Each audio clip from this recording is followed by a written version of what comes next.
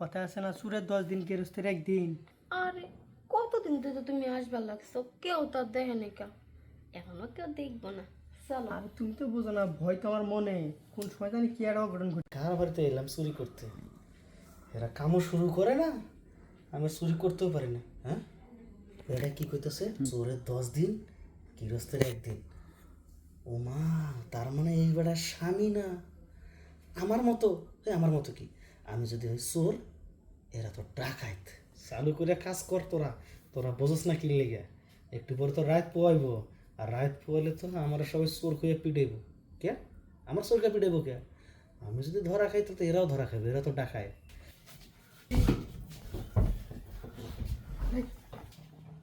ভাই এত দেরি করেন কে? দেরি করতেছেন দেখে তো আমি উপরে থাকতে পারলাম না। চালু করেন, আমার যাওয়া লাগবে না। আরে চোর চোর! ভাই এত দেরি করতেছেন কে? আপনারা যত তাড়াতাড়ি কাজ শেষ করবেন তত তাড়াতাড়ি আমি জিনিস চুরি করে বাড়ি যেতে পারবো। এই মানুষজন টাকা চালু করে রাখতো।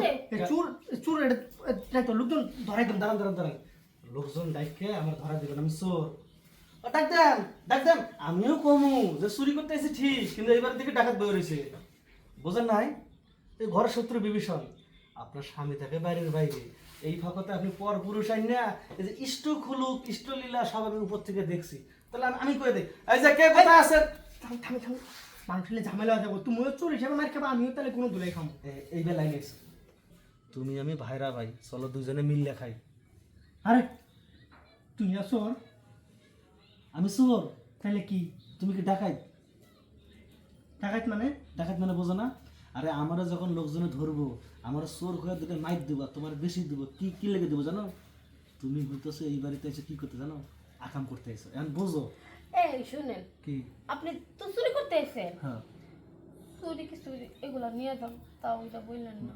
এতক্ষণ তো এই লোভে লোভে ছিলাম, কিন্তু আপনার ও যখন কাজ করতেছে ওইটা দেখে আমার আর মন মানলো না। বোঝেন তো একটা জিনিস আছে, ও একা লাইলা পিস্টনের মতো দাঁড়াইছে, মানে কিছুতেই এরকম ছাড়া হোক মনে করো মানবই না, ওটা তো রবো না। দেখো, মোটেও না। আরে তুমি না করো না, তুমি রাজি হয়ে যাও। আজকে যদি ধরা পড়ি তাহলে বাড়াম খাবো, বোঝো না কেন?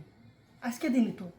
আমি আমার স্বামীর রাইখা তোমার সাথে করি, আর তুমি আজকে বলতেছো ওর সাথে থাকার কথা। তুমি এটা কেমনে বলতে পারলা? আরে কথাটাকে বুঝো, যদি মানুষ যদি জানে তাহলে উপায় আছে। একটা কথা কি, স্বামীর মতো কেউ হয় না। হ্যাঁ, স্বামীর মতো কেউ হয় না? স্বামীর মতো কেউ হয় না? হইব না তো, জীবনে হইব না। এই যে দেখতেছেন না, ও নিজে বাঁচার লেগে কি করতেছে, আপনারে আমার হাতে সইপে দিতেছে। এবার তো বুঝতে পারছেন, আমি যখন কাজ করব ওই সময় যদি এবার অন্য কেউ দেখে, তারও দেওয়ান লাগবো। এবার বোঝেন, আসলে স্বামীর মতো কেউ হয় না।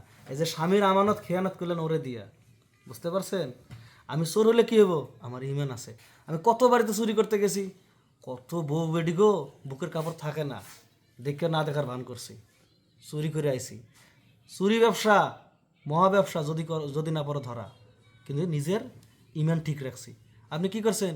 নিজের স্বামীর আমানত খেয়ানত করছেন এই বেটাটা দিয়ে। কারে দিয়ে? দেখেন, আপনারা যে ভালোই বাসে না, আপনার ঘরে আমি যে অবস্থায় দেখছি, এই বেটার জায়গায় যদি আপনার স্বামী থাকতো, জীবনে দিত না আপনারা আমার হাতে তুললে। জানেন, ওই পর পুরুষ দেখে তুলে দিছে। আপনি ঠিকই কইছেন। এতদিন আমি কি করলাম? আমার স্বামীর, আমার আমানত জিনিসটা আমি নষ্ট করলাম তোর জন্যে। আমার নিজে ভাবতেও ঘৃণা লাগতেছে। বেটা যা। এই চোর! সত্যি ভাই, আপনি একটা চোর হয়ে বুঝছেন। আর আজকে এতদিন ধরে আমি ওর সাথে, ও কিনা আপনাদের তুলে দিতে চাইলো। বোন থাক, তুমি আমার কাছে যেমন শিক্ষা পাইছো আমিও তোমার কাছে পাইলাম। এই যে তুমি আমার ভাই কইলে না, আরে কোনো ভাই কি পারে কোনো বোনের বাড়ি যা চুরি করতে? আমিও যে আজকে থেকে তওবা করলাম, আমি আর জীবনে কোনোদিন চুরি করব না। আর তুমিও তোমার স্বামীর আমানত খেয়ানত করো না। না না ভাই, আমি এই ভুল কখনো আর করবো না। আচ্ছা বোন, আমি তাহলে আসি। হ্যাঁ, আচ্ছা ভাই, আপনি আমার চোখটা খুলে দিলেন। আচ্ছা। কি বলবেন, আমি করলাম।